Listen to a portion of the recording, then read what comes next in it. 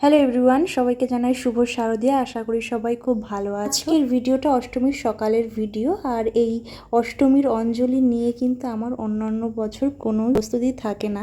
আর এই বছর কিন্তু আমি খুব উদ্যোগ করে সকাল সকালে উঠে স্নান করে শাড়ি পরে রেডি হয়ে নিয়েছি। শাড়ি তো আমি কখনোই একা একা পরিনি আজ পর্যন্ত, সবসময় মা কিংবা দিদি পরিয়ে দিয়েছে, কিন্তু আমাকে এখন হেল্প করার মতো কেউ ছিল না, তাই আমি একা একাই এটা পরেছি।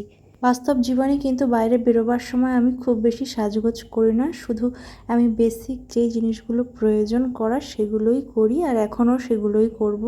তো আমি ছোট ছোট একজোড়া কানের পরে নিলাম এখানে। এটা মানতে হবে যে আমরা প্রত্যেকটা বাঙালিই কিন্তু দুর্গাপুজোর এই অষ্টমীর অঞ্জলির জন্য সারা বছর অপেক্ষা করে থাকি। কোথাও না কোথাও একটা ইমোশন আমাদের সবার মাঝে কিন্তু কাজ করে। এবার আমি পরে নেব এই কানেরই সেটের সঙ্গে একটা গলার হার। এটা খুব সিম্পল। এবার তো আমার মনে হচ্ছে যে আমি একদমই রেডি, আর কিছু না করলেও হয়, তবে হাতগুলো ভীষণ খালি খালি লাগছিল, সেই জন্য কিন্তু আমি চুড়ি পরে নিচ্ছি। আর এই চুড়িগুলো হচ্ছে দুই হাতে করে দুটো দুটো করে পরে নিলাম। আর পরতে গিয়ে আমার হাতে একটু ব্যথা লাগলো। যাই হোক, চুড়িটা পরার পরে কিন্তু আমি একটুখানি সাধারণ ক্রিম লাগিয়ে নেব। ক্রিমটা লাগিয়ে আমার সানস্ক্রিনটা লাগিয়ে নিচ্ছি। আর সানস্ক্রিন লাগানোটা খুবই জরুরি আমাদের ডে টু ডে লাইফেও, কিন্তু রোজ সানস্ক্রিন ব্যবহার করাটা খুবই জরুরি। এটা আমাদের স্কিনকে খুব প্রোটেক্টেড রাখে সূর্যের ইউভি রেস থেকে।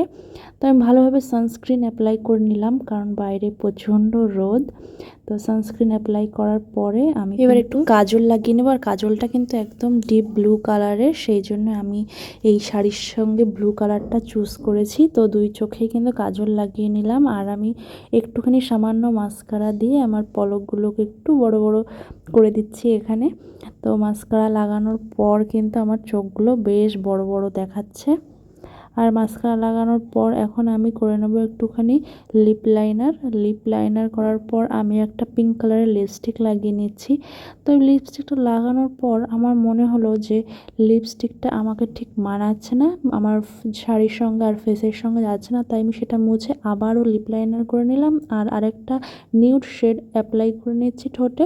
এবার আমার মনে হচ্ছে যে ঠিক আছে, নালে আগেরবার বেশি চটক মটক মনে হচ্ছিল, জানি না কেন। তো রেডি হয়ে কিন্তু আমি এখানে বেরিয়ে পড়েছি, একা একাই হেঁটে হেঁটে চলে গেলাম। আর আমার বাড়ি থেকে কিন্তু 150 থেকে 200 মিটার দূরেই কিন্তু দুর্গাপুজোর প্যান্ডেল হয়। আর এটা কিন্তু আমাদের ক্লাবেরই পুজো। প্রতি বছর আমি এখানেই ছোটবেলা থেকে অঞ্জলি দিয়ে আসছি।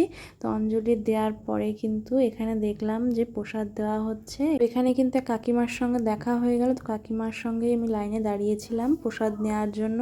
আর এখানে এত ভিড় ছিল, আর এত সূর্যের তাপ, গরম, প্রচণ্ড কষ্ট হয়ে গেল। আর আমি তো একেবারে গরমের শেষ। তো প্রসাদ নিয়ে আমি চলে এসেছি বাড়িতে। আজকের ভিডিওটা এই পর্যন্ত। ভালো লাগলে অবশ্যই লাইক করো আর সাবস্ক্রাইব করতে ভুলো না।